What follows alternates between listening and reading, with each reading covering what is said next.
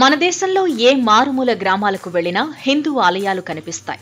ఒక్కో ప్రాంతంలో ఒక్కో రకమైన ఆచారాలను పాటిస్తారు. సాధారణంగా హోలీ పండుగ రోజున రంగులు చల్లుకుంటూ పండుగ చేసుకుంటారు. మరికొన్ని ప్రాంతాల్లో హోలికా దహనం చేస్తారు. చిన్న పెద్ద తేడా లేకుండా హోలీ పండుగను జరుపుకుంటారు. రంగుల నీళ్లు చల్లుకుంటూ డాన్సులు చేస్తూ సందడి చేస్తారు. కానీ కర్నూలు జిల్లాలో మాత్రం కొంతమంది యువకులు వింత ఆచారాన్ని పాటిస్తారు. హోలీ రోజు స్త్రీలుగా మారి ఆలయానికి వెళ్లి ప్రత్యేక పూజలు చేస్తారు.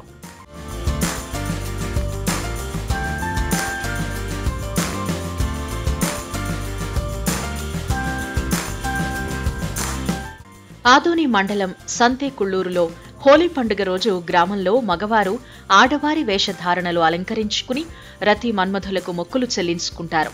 మగవాళ్లు చీర కట్టుకుని బంగారు ఆభరణాలు వేసుకుని ముస్తాబవుతారు. తాత ముత్తాతల నుంచి వస్తున్న సంప్రదాయాన్ని ఇప్పటికీ ఆ గ్రామస్తులు కొనసాగిస్తున్నారు. తామనుకున్న కోరికలు తీరితే మగవారు ఆడవాళ్లలా ముస్తాబై పిండి వంటలు తీసుకుని రతి మన్మధుల ఆలయంలో ప్రత్యేక పూజలు చేస్తామని మొక్కుకుంటారు.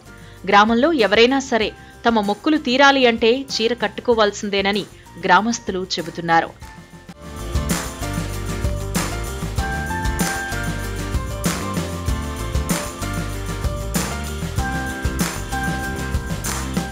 పెళ్లికాని అబ్బాయిలు వివాహం కోసం, నిరుద్యోగులు కోరుకున్న ఉద్యోగం కోసం, అనారోగ్య సమస్యలు ఉన్నవారు ఆరోగ్యం బాగుపడడం కోసం, ఇలా కోరిన కోర్కెలేవైనా తీరాలి అంటే హోలీ రోజున ఆలయంలో పూజిస్తే అవి నెరవేరుతాయని వారు విశ్వసిస్తారు.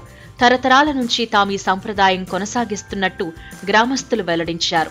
గ్రామంలో పుట్టిన చిన్నపిల్లలకు కూడా ఆడపిల్లల్లా ముస్తాబు చేసి ఆలయానికి తీసుకువెళ్లి పూజలు చేయటం ఇక్కడ ఆచారంగా వస్తోంది. అలా చేస్తేనే తమకు మంచి జరగడంతో పాటు గ్రామంలో పంటలు సమృద్ధిగా పండుతాయని స్థానికులు నమ్ముతున్నారు.